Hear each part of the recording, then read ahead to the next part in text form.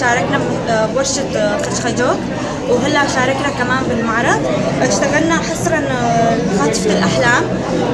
هي معتقد هندي.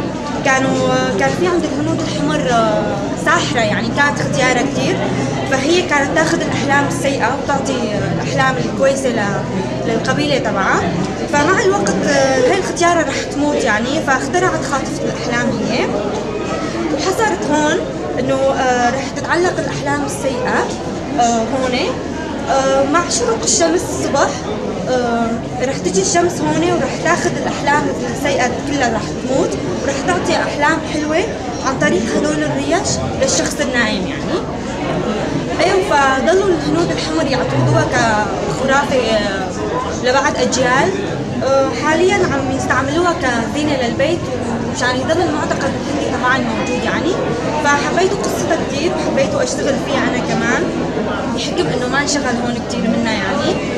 ونحن يعني الفريق اشتغلناها مع بعض وعرضنا شغلنا كله جوا، فاتمنى يعجبكم. شلون اشتغلناها؟ جبنا اطارات خشب ونستخدم الصوف الخيطان. طبعا نلف الاطار كله بالصوف، وهاي عن طريق الصناره نشتغلها، ونجيب ريش نعلقها ونشتغلها هيك يعني بطريقه حلوه. بصراحه لانه ما في منها كثير موجود هون، حبيت يكون شيء مميز، شيء جديد يعني، ينعرض هيك بطريقه حلوه بالمعرض، والحمد لله الكل حبوها. انه نقدر نعتمد على حالنا بكل شيء يعني، وما ينحصر شغلنا تنقول باماكن معينه. نحن نقدر نشتغل بكثير شغلات ومميزه كمان. فاتمنى يعني من يحب ما عندي مشكله اساعده فيها، يعلمه يشتغل معي بالمجموعه. يعني بصراحه شغلها كثير لذيذ. طالعت صوره من على الانترنت، حاولت اجربها مره مرتين، زبطت معي وحبيت شغلها، وشوي شوي طورته يعني، عملت كثير اشكال من هون غير هذا الموديل. شوي شوي تفرجتوا على الفيديوهات، حبيت اعمل منهم، سويته كمان يعني. ايه وزبطوا معي.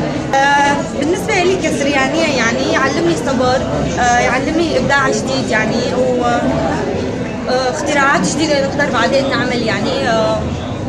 ورح نعمل كمان شيء خاص بالفلكلور السرياني قريبا يعني ان شاء الله، ورح نعرض لكم وين.